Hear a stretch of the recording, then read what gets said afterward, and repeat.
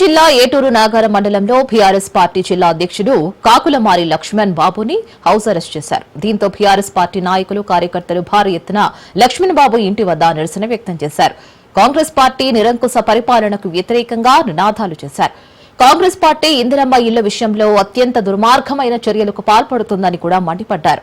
ఇందిరమ్మ ఇల్లు రాని లబ్దిదారుడు ఇల్లు కావాలని వాట్సాప్లలో మెసేజ్ పెడితే గూండాలు బెదిరించి ఆత్మహత్యకు ప్రేరేపించేలా దృశ్యాలకు పాల్పడుతున్నారంటూ అన్నారు. ఇక ములుగు జిల్లాలో సీతక్క ఆధ్వర్యంలో ఎమర్జెన్సీ పాలన నడుస్తుందని, ఇది ఆనాటి ఇందిరమ్మ ఎమర్జెన్సీ పాలనను గుర్తు చేసేలా ఉందని కూడా నిప్పులు చెరిగారు.